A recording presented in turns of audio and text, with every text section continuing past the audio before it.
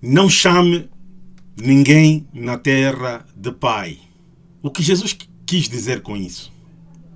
Vamos discutir a ideia de chamar os pregadores de pai. Hoje está em voga esta de chamarmos o nosso pastor de pai, papá. Em Mateus capítulo 23, no versículo 9, quando Jesus diz assim: "E a ninguém chameis de pai na terra, porque um só é o Pai que está nos céus." Jesus quis dizer isso literalmente, ou ele está apenas enfatizar o ponto usando uma terminologia forte? Eu diria que é o último, a terminologia forte. Quando Jesus disse: "A ninguém chameis de pai na terra, pois tende um só Pai, que é Deus, que está nos céus", ele está a usar uma expressão que tem raízes profundas nas escrituras hebraicas. Chamar alguém pelo nome de pai, na tradição hebraica, significa algo mais próximo de identificar-se com a essência desta pessoa.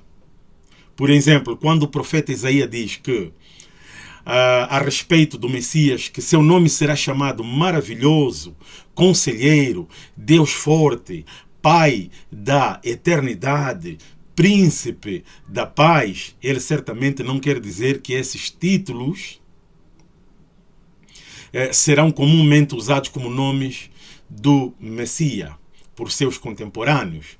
Nenhum dos contemporâneos de Jesus, nem mesmo os próprios apóstolos que andaram com Jesus, o chamavam com esses nomes: Pai Maravilhoso, Príncipe da Paz. Ninguém se referia ao Messias com estes nomes. Em vez disso, o nome aqui significa a essência da pessoa. E Isaías está a descrever a natureza do Messias, que será em sua própria natureza o Deus poderoso que compartilha a essência do maravilhoso conselheiro, que é o Espírito Santo, e o Pai eterno, que é Deus, o Pai, o Criador de todas as coisas.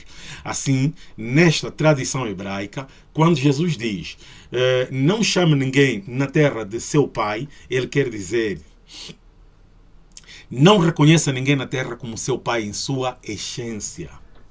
Pois por natureza e por essência há apenas um pai, que é Deus, o Pai de todos nós, num sentido muito real.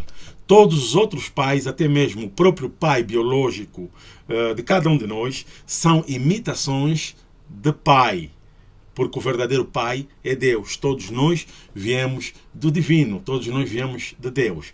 Os pais biológicos que nós temos são pais que Deus escolheu, que Deus predestinou, que Deus confiou a responsabilidade de serem nossos pais aqui na terra. Mas a nossa verdadeira essência é divina, é do Pai celestial, é de Deus, porque Deus é o único verdadeiro Pai que gera filhos de uma forma que somente Ele, como Deus, pode. Quando você foi concebido, quando eu fui concebido no ventre da mamã, Deus criou a sua e a minha alma de novo, de uma forma nova. Do nada. Essa é a verdadeira paternidade. Seu pai biológico não criou nada de novo.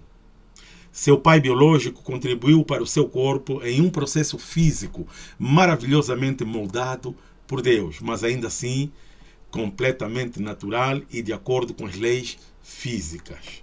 Num sentido muito real, seu pai físico é apenas um pai por analogia, ou seja, a paternidade humana é semelhante à verdadeira paternidade, que é Deus, que só Deus exerce. Outra maneira de ver isso é que podemos chamar nossos pais biológicos de pai, apenas porque Deus é nosso pai, nosso verdadeiro pai.